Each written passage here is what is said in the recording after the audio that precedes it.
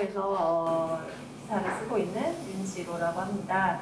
근데 이거 시작하기 전에 아까 한 4시 좀 넘어서 막 비가 억수같이 쏟아져가지고 아씨 망했다 이러고 있었는데 그래서 이렇게 좀 찾아줘서 너무 감사합니다. 어떻게든 코로나의 위협과 이 불금의 유혹을 뚫고서 이 자리에 와주셔서 정말 너무 감사드려요.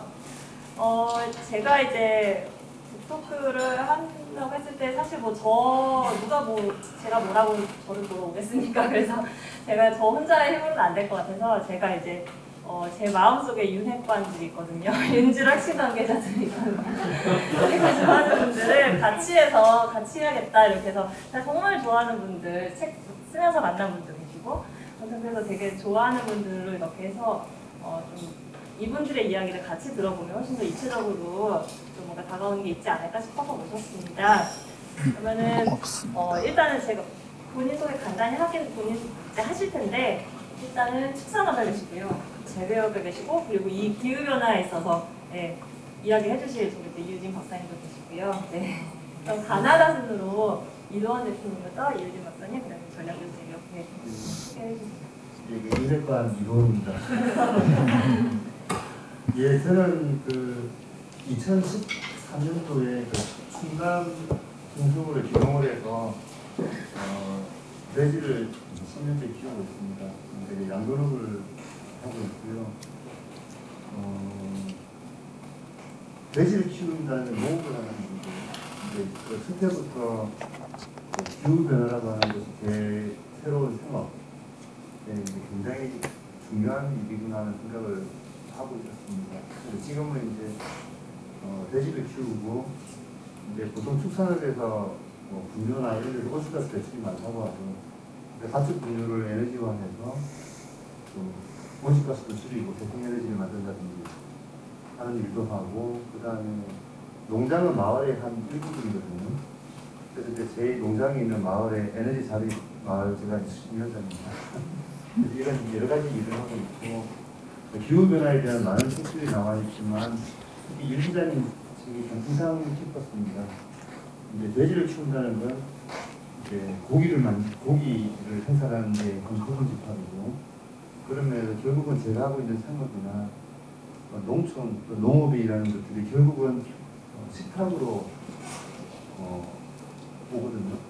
그런 면에서 이제 정말 중요한 책이 나왔다고 생각을 했었고, 그래서 윤핵관이라고 하면 윤핵관이 되기로 마음을 먹고 이 자리에 있습니다. 고맙습니다.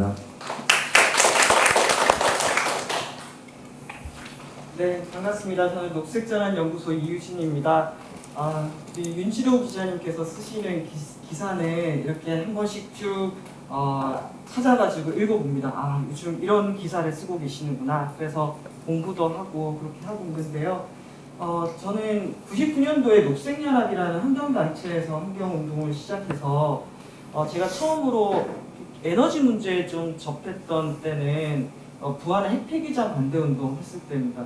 그래서 우리가 에너지를 정말 많이 필요로 하는데 핵발전이 아니라면은 어떤 대안이 있을까를 고민을 하다가 지역을 기반으로 하는 재생에너지 시스템, 지금 대표님 하고 계시는 에너지 자립마을, 지역 차원의 에너지 생산과 소비 시스템을 준비하겠다라고 생각하고 그때부터 에너지 공부를 좀 했습니다. 그렇게 하다 보니까 자연스럽게 기후변화 문제를 다룰 수밖에 없고, 기후변화에 있어서 원인이 되는 온실가스 감축, 그런데 이 온실가스 감축이 정말 만만치 않은 일이잖아요. 거의 200년을 기반으로 한 화석 에너지 시스템을 완전히 벗어나야 되는 일인데, 그 일을 과연 우리가 어떻게 할 수 있을까? 어떻게 이 문제를 풀어갈 수 있을까? 거기에 대한 고민을 많이 하고 있습니다. 오늘 그런 얘기도 같이 조금 나눠보면 좋을 것 같아요. 네, 반갑습니다. 참고로 신박한 범퍼라는 프로에 타일러랑 같이 출연하고 계십니다. 저는 충남 서산에서 22년째 농사를 짓고 있습니다. 농사를 짓고 있고, 현재는 이 책 지을 때만 해도 죄책감이, 이제 작가님께도 말씀드렸는데, 충남 친환경농업협회, 친환경농민단체 대표로 하다가 지금 현재는 한국친환경농업협회 부회장이라는 역할을 하고 있고요.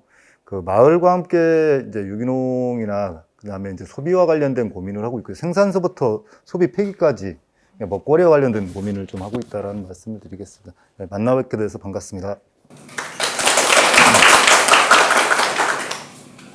네, 제가 이 책을 그러니까 일단 이 책의 내용은요 그런 거예요.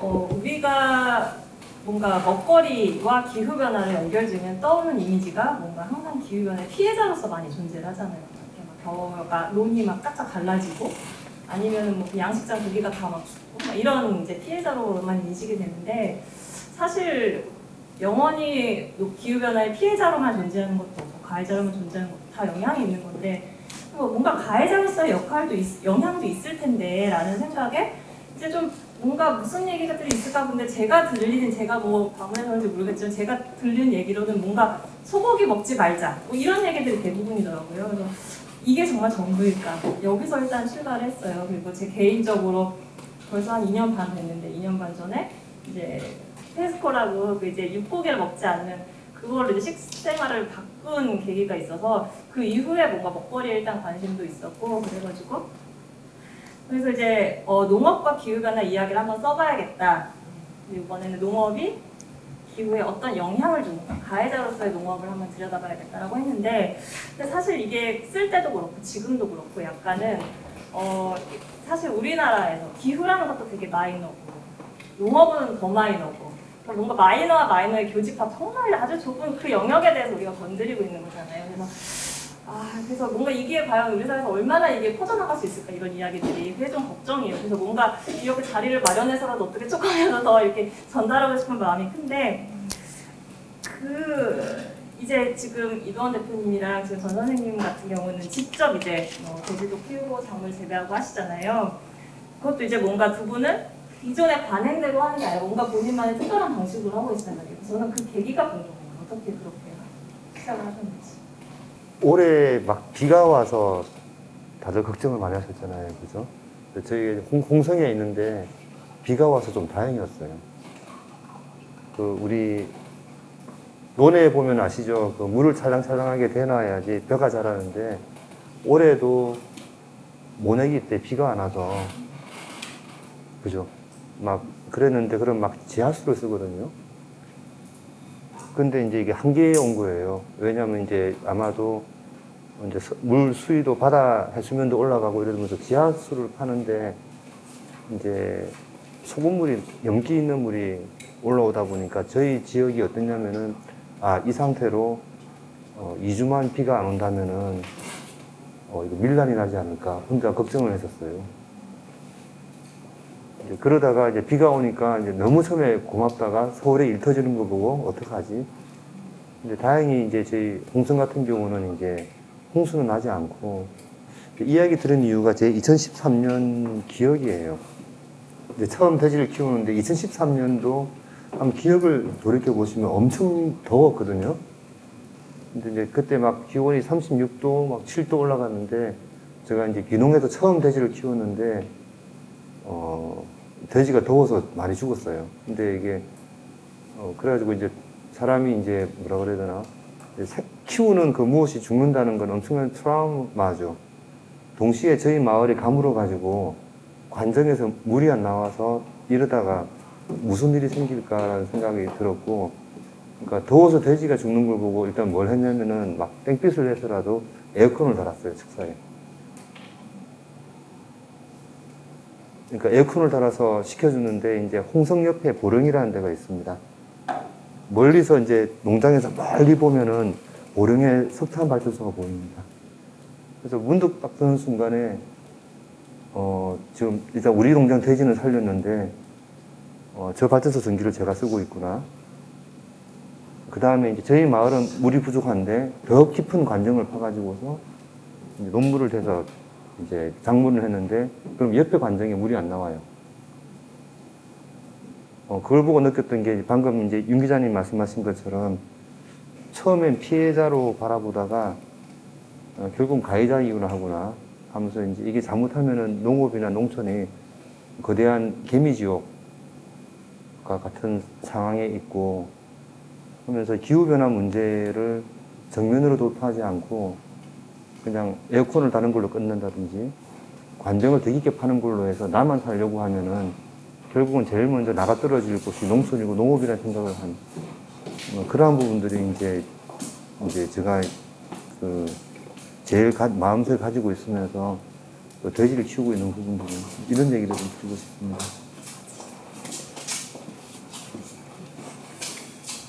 네, 제가 그 농사를 짓게 된 거는 저는 원래 고향에서 태어나서 지금까지 고향에 살고 있어요. 대학 시절만 한 7년 정도 밖에 좀 나와 있었고 농사를 짓고 있고 인문계 고등학교 다닐 때도 농사를 짓고 살고 지금도 마찬가지예요. 제 자식도 농사를 짓길 바래요. 왜 그러냐면 기본적인 자기의 먹거리를 자기가 해결했으면 좋겠다라는 생각을 하고 기본적으로 농사를 지으면서 순환 생태계를 돌렸으면 좋겠다. 제가 그 지금 현재 산업 생태계가 농업이 없으면 무너진다라고 저는 생각해요. 단적으로 해갖고 석탄이나 제철 공업이 없으면 대한민국 유지가 안 되지 않습니까? 제철 공업 내에서 생산되는 2008년부터 그 소위 말하는 제철 고로에서 나오는 슬러지가 2008년 해양 투기가 금지됐어요. 그 이후에 어디로 들어가냐면 농업 현장으로 들어갔습니다. 그게 지금 현재 주고 있는 농촌에 막 뿌려대고 있는 각종 비료의 첨가제로 들어와 있어요. 농업에서 그걸 안 받는 순간 우리나라 제철 공업 멈춰야 돼요.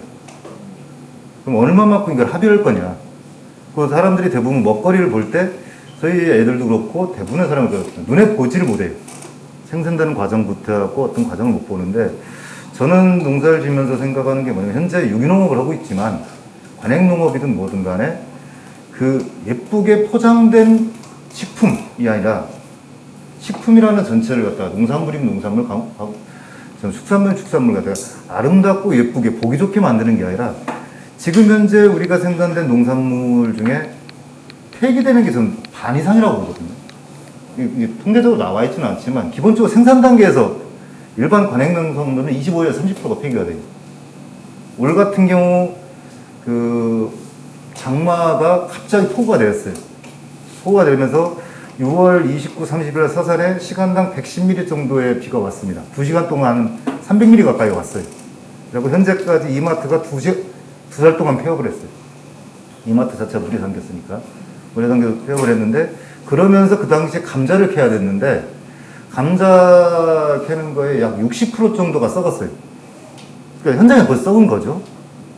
근데 그 제대로 상품성이 나왔다고 해도 나왔는데 이걸 갖다가 유통하는 과정에서 40%밖에 못 건졌는데도 불구하고 그중에 한 반 정도는 또 유통 과정에 버려요. 또 소비하고 나중에 또 이제 집에서도 된장찌개 끓이나 감자 썰었더라도 버린 경우가 있지 않습니까? 그래서 실질적으로 인간이 농촌 활동, 농업을 통해서 생산되는 양의 약 반 정도는 버리고 있다. 친환경 농업은 더해요. 친환경 농업 같은 경우는 품위 기준이나 이런 부분이 일반 농산물 기준에 맞추기 때문에 더 그 생산 과정부터 하고 폐기 과정을 많이 버리고 있는데 저는 소비자와 함께 말씀을 나눌 때 계속 얘기하는 게 생산 과정부터 본다라면 얼굴 있는 대면의 생산 과정을 본다라면 폐기될 부분이 없다. 그래서 제가 요즘에 하고 있는 것 중에 하나가 학교에 농장을 만드는 일을 좀 해요. 충남에 있는 농민들이 서울도 그렇고 대전권도 그렇고 천안권도 그렇고 학생들과 함께 농사를 짓습니다. 벼농사도 짓고 텃밭농사를 져요. 그러면 일단 이네들이 하는 학교에서는 잔반이 안 남아요. 거의. 잔반만 안 남더라도 그리고 못난이 농산물, 고추가 길쭉하고 오이가 길쭉하고 이래야 생각을 이제 드시지 않습니까? 제가 학교 선생님들이 그래요. 생오이를 드시는 분이 거의 없어요. 길쭉한 거를. 대부분 오이지를 담을 때 염장을 합니다. 흰 것도 펴져요. 그리고 썰어서 드셔, 대부분. 근데 꼭 길쭉하고 규격화된 사이즈가 필요 없고 공장식에서 나온 것처럼. 못난이 오이부터 해갖고 올바른 오이까지. 고추도 흰 거부터 해갖고 이런 걸 먹는다라면 생산 과정에 폐기하고 소비 유통 과정에 폐기되는 부분만 없다고 해도 지금 현재 우리가 생산한 농산물에 이 정도까지 생산 안 해도 된다. 그리고 이 정도까지 투입을 안 해도 돼요. 예쁘고 길쭉하게 만들기 위해서 다양한 투입제를 쓰고 있는데 그렇게 투입을 안 해야 된다는 건 그만큼 기후와 환경에 부담을 덜어주는 거고 우리가 소비를 그렇게 함으로 해갖고 함께 기후에 대응할 수 있는 이런 소비가 아닐까. 그래서 요즘에는 농민들이 흔히 그럽니다. 우리 5천만 농민 넘는 국민 중에 실질적으로 농민은 100만 조금 넘는다고 250만이 나가시면 실제 100만 왔다 갔다 실제 생산에 종사하는 분들은 그럼 그보다 50배 많은 분들 그러니까 농민의 힘으로 농업의 환경을 못 바꾸고 어쩌라면 소비자인 지금 소비자는 화장된 농산물 그리고 포장된 농산물을 원하는데 그게 아니라 그거보다 좀 더 그 자연 그대로 생산 과정을 볼 수 있는 농산물을 한다면 함께 기후위기에 대응할 수 있고 이 탄소로스타에서 얘기하는 탄소를 절감할 수 있는데 기여할 수 있지 않을까 그런 부분 함께 하면서 우리 윤지로 작가님 뵈면서 그런 말씀을 좀 많이 나눴던 것 같아요. 네. 그 이제 먹거리에서 온실가스, 먹거리를 길러내는 과정에서 온실가스가 배출된다라고 했을 때 사실 어디서 나올까 하면은 이제 보통 가장 많이 떠올리는 게 소트림을 제일 많이 떠올리죠. 그 이제 축산업에서 우리나라 이제 온실가스가 어디서 얼만큼 배출되는지 그걸 딱 정리되어 있는 표가 있어요. 그걸 인벤토리라고 하는데 거기서 농업이라고 적힌 것 중에 축산업에 해당되는 게 크게 두 부류예요. 하나가 이제 그 소트림, 장내 발효라고 하는 소트림에서 나오고 또 하나가 이제 분뇨, 돼지똥 뭐 이런 데서 나오는데 그 두 부분에서 이제 메탄이라고 하는 것들이 많이 나오는데 메탄이 나오는 이유는 이런 거예요. 간단히 설명드리면 그 우리는 산소가 꼭 필요하죠. 살아가는데 산소를 마시고 그다음에 이산화탄소를 내뱉잖아요. 그러니까 우리는 당연히 산소가 너무너무 우리한테는 중요한데 사실 바깥에 있는 나무들만 봐도 얘네들은 이산화탄소를 마시고 산소를 뱉어내잖아요. 그것처럼 특히나 이 아주 작은 미생물의 세계에서는 정말 우리가 생각할 수 없는 방법으로 살아가는 애들이 되게 많거든요. 그 중에 이제 대표적인 것들이 메탄 생성균이라고 하는 일군의 그런 어떤 미생물들이 있는데 얘네들은 이제 그 유기물이 많고 먹을 것들이 뭔가 있고 그 다음에 산소가 없을 때 그때가 너무 살기 좋은 환경이에요. 그리고 그 대신에 메탄이라는 걸 내놔요. 근데 이제 소 위를 생각해봐도 그 안에 뭐 이제 공기가 없고 일단은 그리고 소가 계속 뭐 여물을 먹고 하니까 그 안에 유기물이 많잖아요. 그런 환경이 있고 또 똥 같은 경우도 돼지들 보면 이렇게 축사 밑에 이런 데다가 하면 밑으로 똥이 빠지고 그런 똥이 그 안에 이렇게 하면 계속 차 있잖아요. 그런 상황에서 공기 투과가 잘 안 되고 유기물 많고 그렇다 보니까 그 안에서도 메탄이 막 이렇게 메탄 생성균들이 활동해서 메탄이 피어오르고 이렇게 해서 이제 되게 많이 나오는데 사실 그 메탄이라고 하는 성분이 따지고 보면 요새 없어서 못 파는 그 천연가스 이거 결국 그 성분이거든요. 그래서 뭔가 이제 그런 거를 문제가 있으니 그럼 이거를 한번 잘 활용해 보면 되지 않을까? 이거를 뭔가 전기를 만들어 본다거나 이런 이제 아이디어들이 있죠. 그리고 이제 소트림 같은 경우도 뭔가 사료를 좀 바꿔서 좀 메탄 트림을 덜하게 하면 되지 않을까? 이런 이제 얘기들이 나와요. 근데 사실은 이거 되게 잘 안 되고 있거든요. 잘 아시겠지만.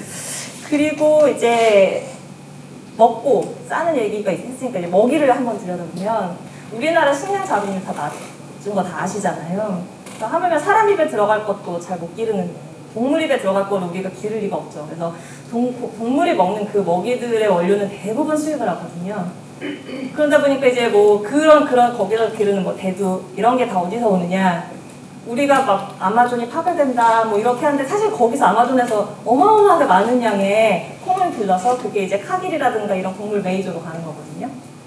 그런 것처럼 되게 이제 그 축산업이 그래서 이제 부담이 된다라고 하는 건데 이제 우리나라에는 온실가스를 줄여야 되는 뭔가 목표가 있어요. 그러니까 크게 봐서는 2050년까지 탄소 중립을 해야 되는 거고 그 다음에 30년까지 또 40%를 줄여야 되는 그런 목표가 있는데 농업에서도 27%를 줄여야 되는 그런 목표가 있어요. 근데 사실은 농업이라는 건 되게 아까 말씀드린 것처럼 뭔가 수단이 없는 건 아닌데 그걸 이행하기가 되게 어려워요. 그래서 저는 사실 이게 과연 되겠어? 이런 생각이 드는데 이유진 박사님 같은 경우는 그 탄소중립위원회라고 하는 정부 그 협의체에서 활동을 직접 하시면서 그 어떻게 부수치가 나은지 아마 그 과정을 잘 하실 것 같아서 어떻게 제가 잘 몰라서 이렇게 의심을 하는 건지 궁금해요.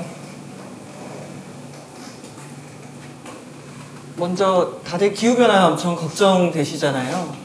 그랬을 때 기후변화의 원인이 우리가 배출하는 온실가스인데 오늘 하루도 생각해보면 오늘 하루를 우리나라 5천만 명이 넘는 우리 시민들이 하루를 열심히 살았을 텐데 이 하루를 지탱하기 위해서도 에너지를 사용했을 거고 농업 활동을 했을 거고 또 이동도 했을 거고 그 과정에서 대기 중에 온실가스를 또 뿜어내게 됩니다. 그러면 시간이 갈수록 온실가스 농도가 올라가면서 지구 평균 기온은 계속 올라가겠죠.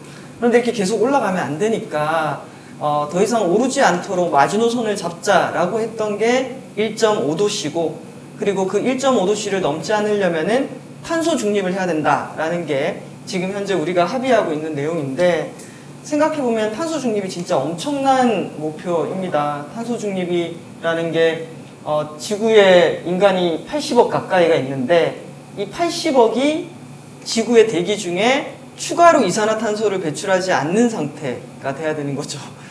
80억이 추가로 배출을 안 하려면은 배출량 제로가 되거나 조금이라도 배출하게 되면은 그걸 다 상쇄시켜가지고 플러스 마이너스 0으로 만들어야지 탄소 중립이 되는 겁니다.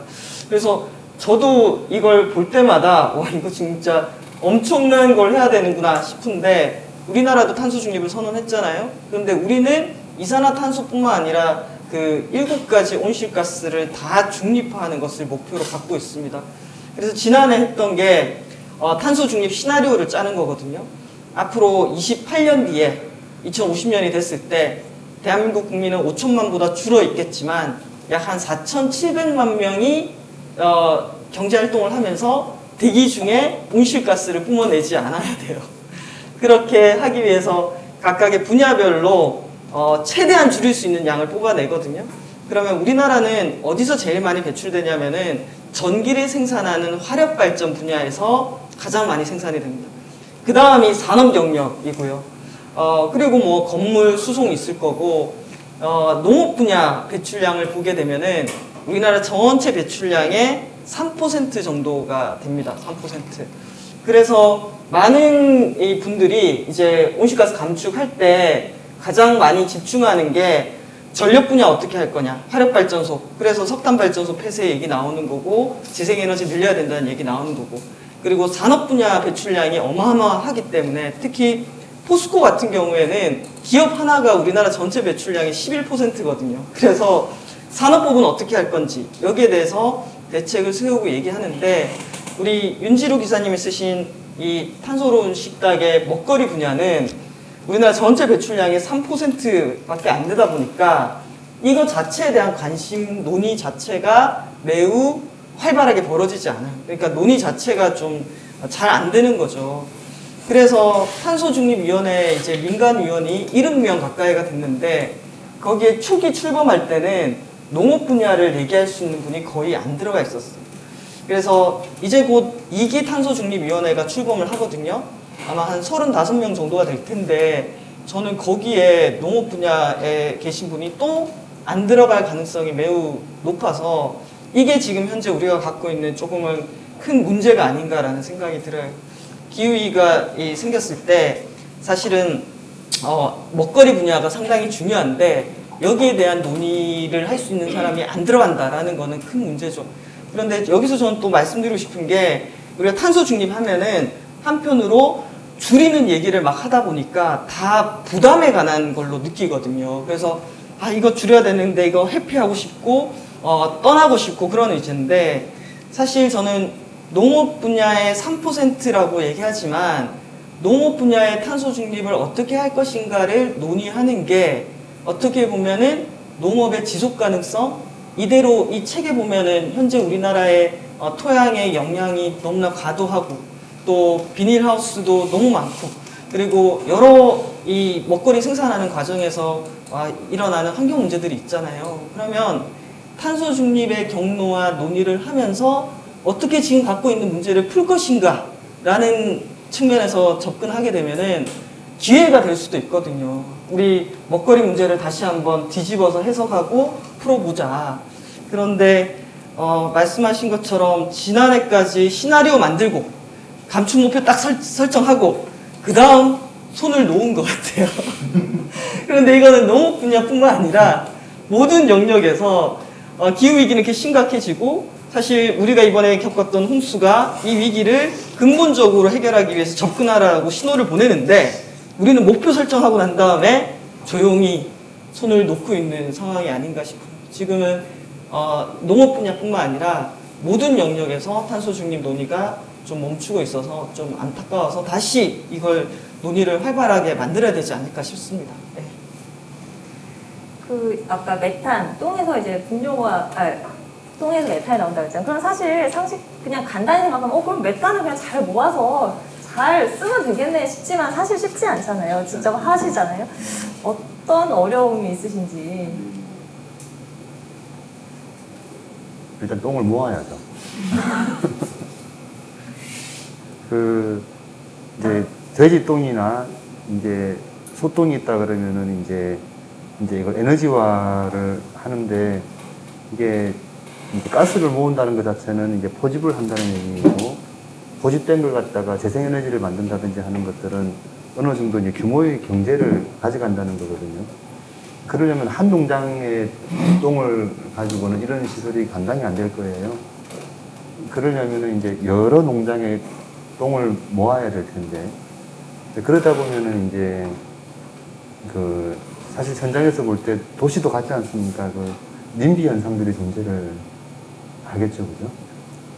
이제 그런 면에서 왜 그러면은 똥은 모아야 되는데 우리 마을이나 우리 지역에 모으는 시설이 들어와야 돼. 이런 문제들도 존재를 할 테고, 다음에 모으다 보면은 과거에 그냥 간단하게 자기가 처리하는 것보다는 비용이 더 들어갈 겁니다. 그러니까 사회 전체로 볼 때는 효익이 있는데 이걸 해야 되는 개별 농가 측면에서는 비용이 더 들어가야 되는데, 같습니다. 그럼 왜 내가 부담을 해야 돼? 이런 문제들이 좀 존재하는 것 같습니다. 근데 이런 것들이 말하자면 우리나라 전체로 볼 때는 공익이 크다는 거에 대한 공감대가 만들어지는 게 중요한 것 같아요. 근데 아직까지는 이제 말하자면 그냥 야 그래 축산 온실가스 배출 많이 하니까 당신네들은 좀 문제가 있어 까지는 가 있지만, 이걸 통해서 줄이는 것들이 우리 전체적으로 어떻게 좋아지는가에 대한 공감대가 농촌 안에서도 왜 우리 지역에 만들어져야 돼? 라는 것들이 있을 테고, 생산자 같은 경우에 있어서도 마찬가지로 이제 내가 왜 부담을 더 지불해야 돼야지? 이런 게 있을 테고, 최근에 이제 소비자 조사가 좀 있었더라고요. 환경 문제를 넘어선 이제 먹거리가 있다라고 한다면 여기에 대해서 비용을 더 지불할 생각이 있느냐?